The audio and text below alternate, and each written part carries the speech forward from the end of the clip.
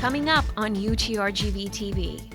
The UT Board of Regents agreed on tuition increases for all its academic institutions. We tell you where UTRGV's tuition rate falls within that decision. Plus, a major fast food restaurant chain announces it will stop donations to anti-LGBTQ organizations. And one club on the Brownsville campus is helping the large numbers of asylum seekers with basic necessities as Thanksgiving is right around the corner. We have this and so much more. UTRGV-TV starts now.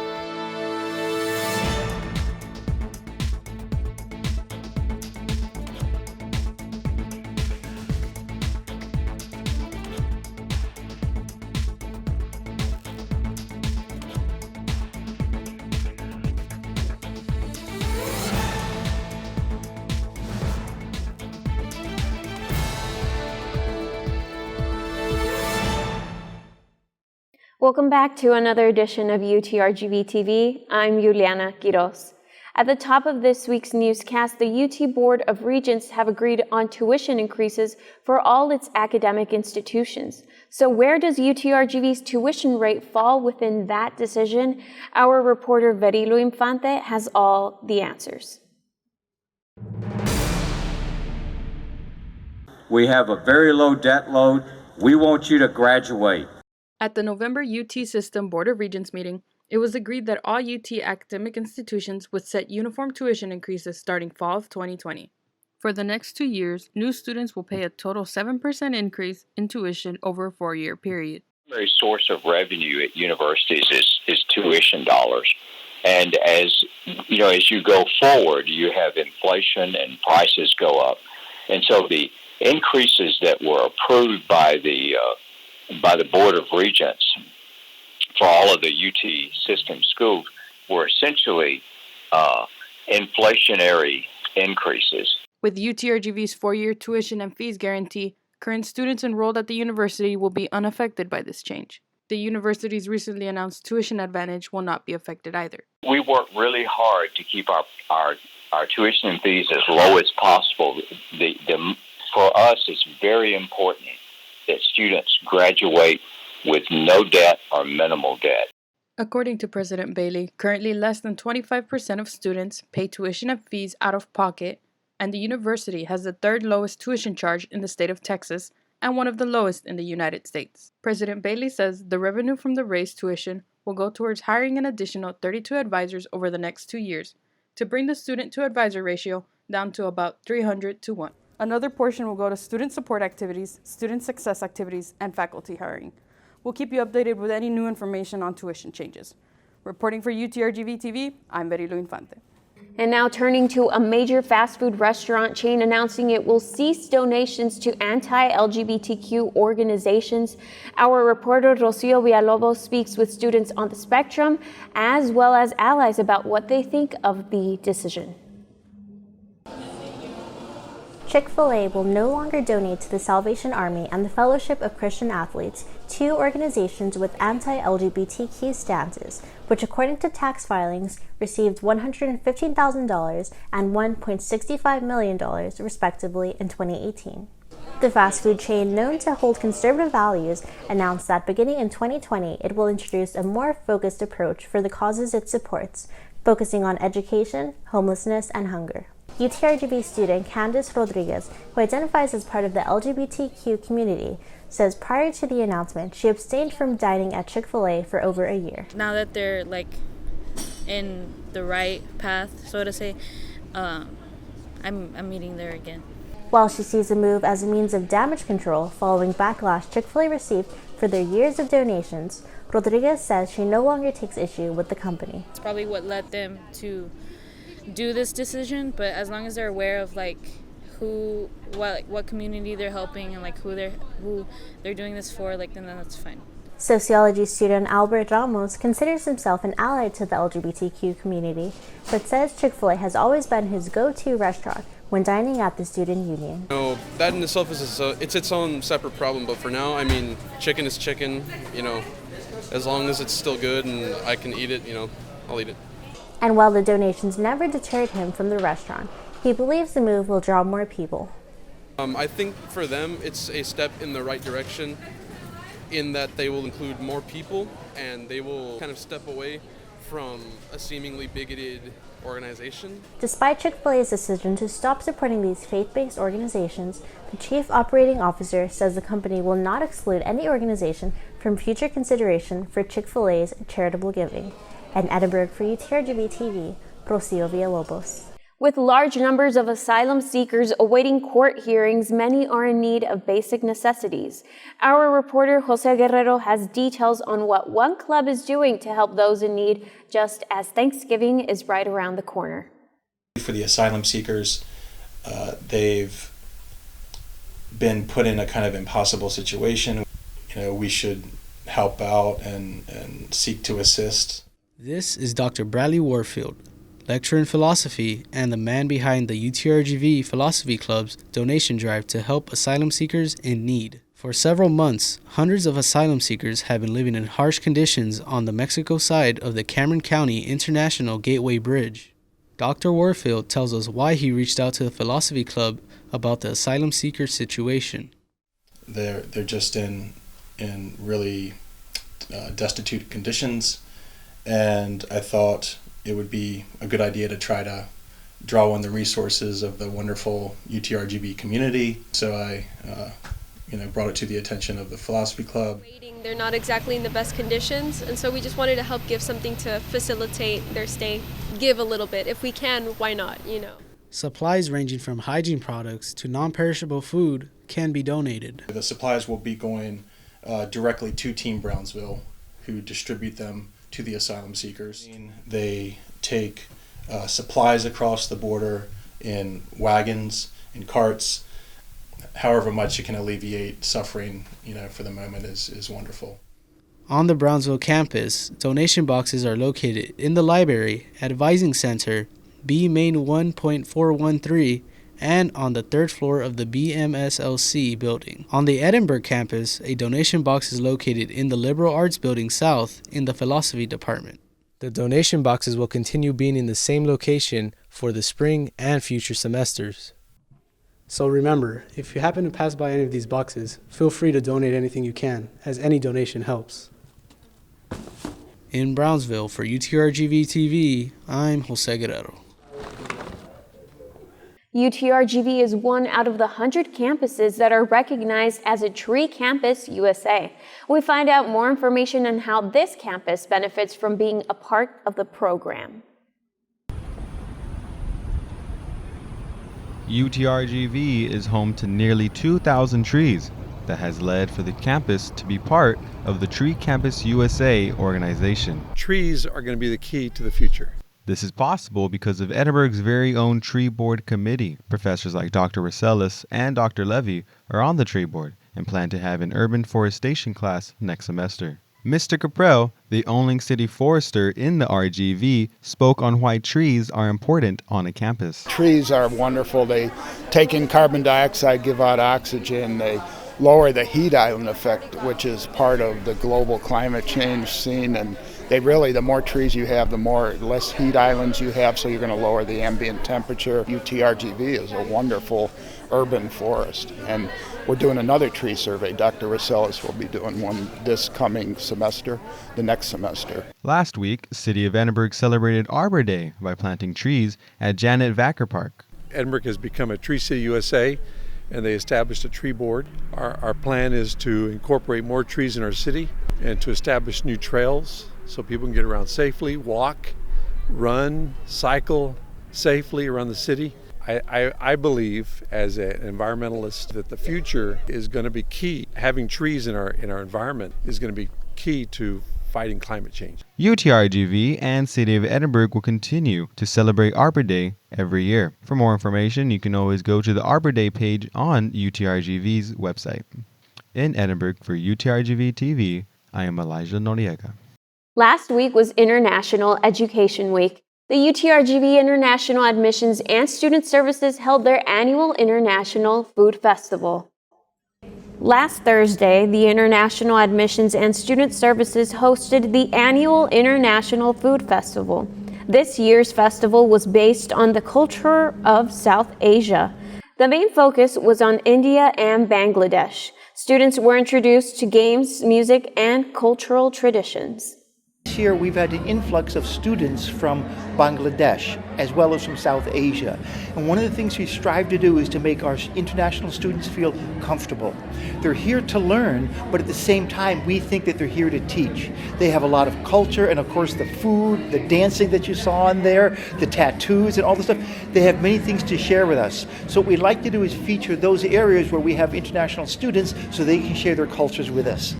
Hart hopes students will continue assisting future festivals during International Education Week. Multilingual Fest, UTRGV's Language and Arts Department's celebration of culture, allowed students of foreign language classes to teach their lessons through games and crafts at the Edinburgh Library Lobby and Salon Casia in Brownsville.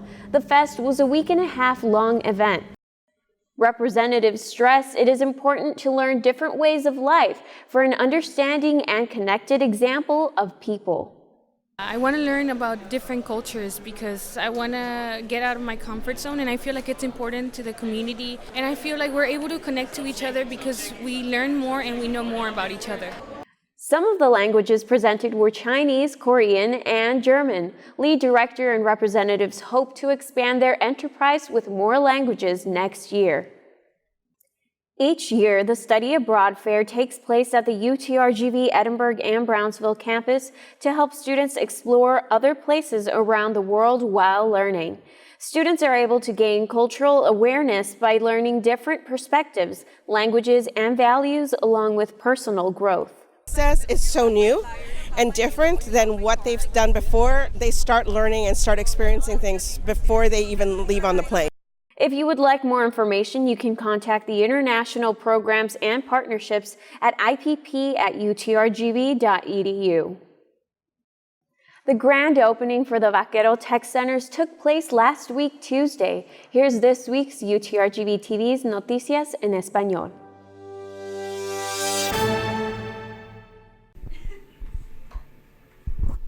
En 2016 empezó una visión para abrir una tienda Apple en la Universidad de UTRGV y hoy ese sueño se hace realidad. La tienda oficial de Apple más cercana se encuentra en North Star, San Antonio. Abrir una tienda Apple en la Universidad de UTRGV se tomó años y años de planificación. La vicepresidente asociado de Servicios Auxiliares quería tener más importante aún un componente académico porque es algo más que ventas. Para ayuda financiera con las laptops, creo que permiten que en los 4 años que están en la universidad compren una laptop y tienen que presentar su recibo a la ayuda financiera para aumentar el costo de asistencia. Para poder operar una tienda de tecnología Apple, también se requería tener un técnico certificado y un gerente dedicado a la operación. La tienda Apple también hará reparaciones exclusivas de Apple. La tienda Apple es una gran salida para que los estudiantes compren accesorios y utilidades que no están disponibles en otros lugares. Y me gusta también porque hay un descuento para los estudiantes y es beneficioso. Uno puede comprar computadoras, laptops, relojes Apple y más. Reportando en Edinburgh para UTRGV Noticias en Español, yo soy Kim Mesa. And now let's send it off to Nathaniel Puente for this week's sports highlights.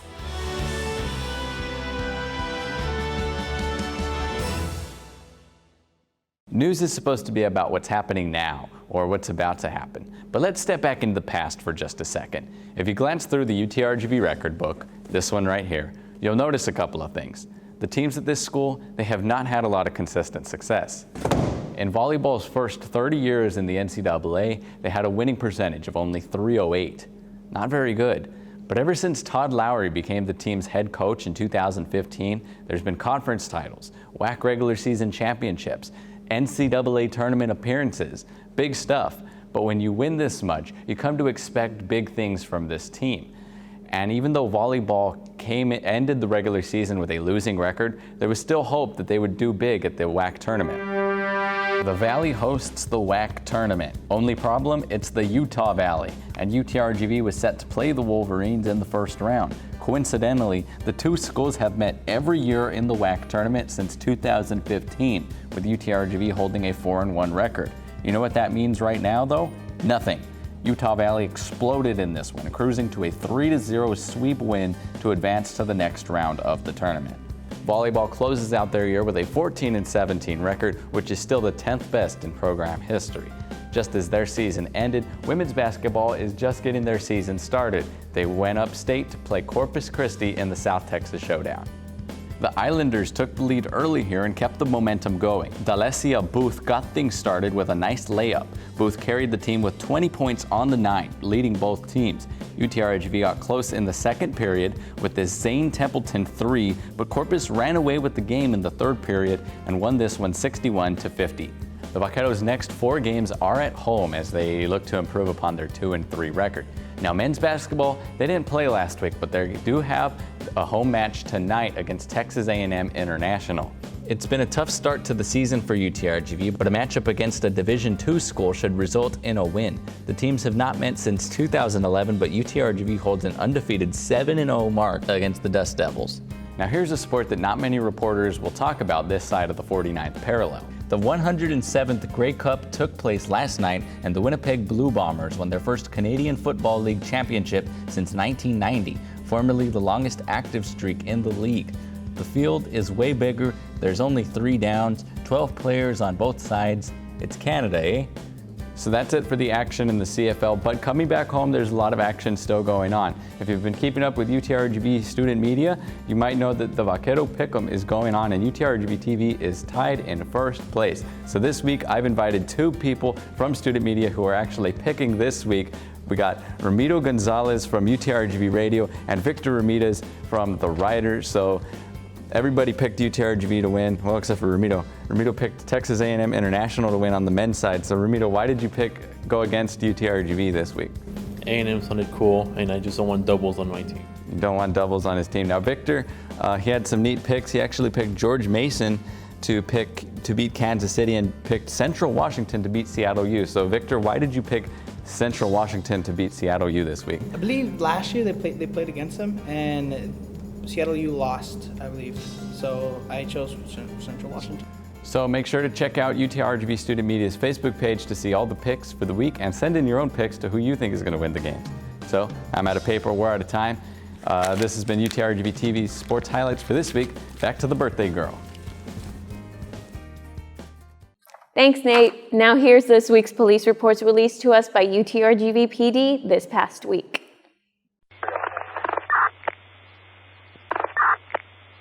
On November 18th at 8:55 a.m., a female student reported she was involved in a disturbance with her non-affiliated ex-boyfriend in the area of Lot B1.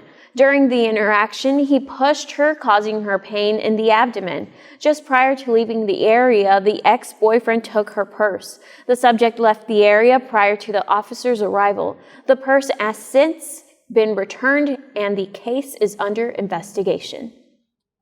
On November 19th at 1:16 p.m., a male student reported he had placed his laptop on the roof of his vehicle and forgot to get it before he drove off from parking lot E29. The student returned to check the parking lots he drove through, but he was unable to locate his laptop. On November 20th at 10:40 p.m., officers were dispatched to Casa Bella Apartments in reference to a female on an apartment balcony screaming. Investigation revealed the female, a current student, had consumed alcoholic beverages along with 5 other students that were at location. There were a total of 7 students involved in the incident. Out of the 7 students at the apartment, 6 students were issued written warnings for consumption of alcohol by a minor. 4 of the 6 were non-residents, therefore they were also issued criminal trespass warnings. 1 student was only issued a criminal trespass warning, and incident was referred to Student Rights and Responsibilities for further review.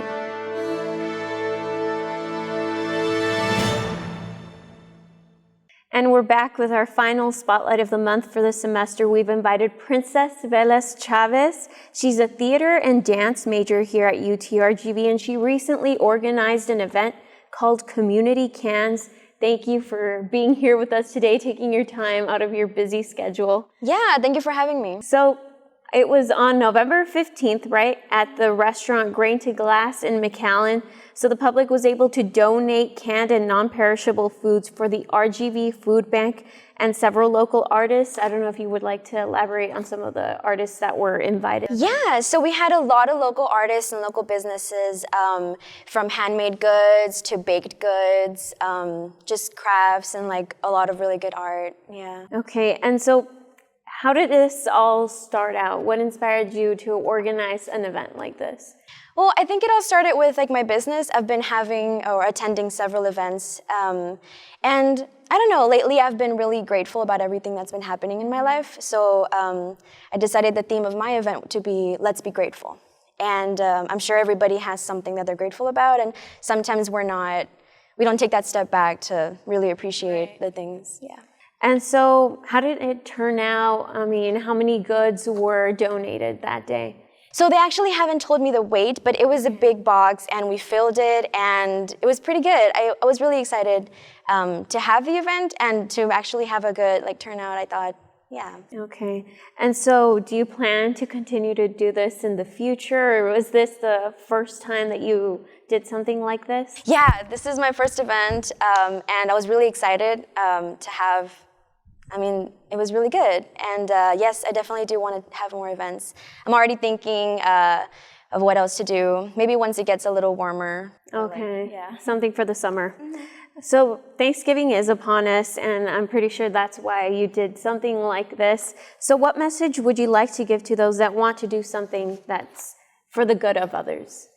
To just do it. I mean, there's a lot of volunteer opportunities in the community. Like, I always see posts on Instagram or Facebook of volunteers needed, or help out at the garden, or help out at the farmer's market or something. You know, there's a lot of opportunities, and we just need to actually do them. Just go out, do your thing. Okay, so let's switch gears and talk more about you and what you contribute to the university. I know before we got on camera, you were telling me about this play that you're taking it to Colombia in March. Mm-hmm. Tell us more about that. Yeah, so it's this really nice play. It was written by Mario, and he is a playwright from Colombia. And we're going to be taking it next semester in March 14th through the 22nd. We're going to be in Colombia. It's called The Little Big Top Circus of Illusions. I'm the stage manager, and it's honestly a really good show. Really, it touches really deep topics, even though it's like a children's show. And that's something great. I mean, you're taking it, it's going to be shown in another country, and that show was actually presented here a couple of months ago. Yeah, and she was the stage manager, and now she's going to be taking it to Colombia, so make sure to look out for that, and I'm pretty sure you guys will have more information on that as well. Is there some way that they can reach you? Yes, so we're going to be actually having an event pretty soon. I don't know the details yet, but Latino Theater Initiatives, we're having a fundraiser, and actually from now on, if you follow us on Instagram, LTI, we'll be posting some stuff. Well, thank you so much for being here, Princess. It's been great to talk to you about community cans and then about the Latino Theater Initiatives and this play that's being taken to Colombia. So we just really appreciate people like you here in our university. Oh, thank you. This is our Spotlight of the Month.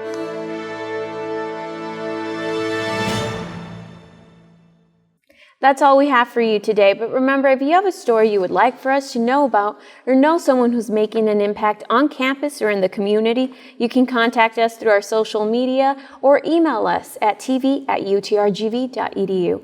We have community and UTRGV news for you every week. See you next time.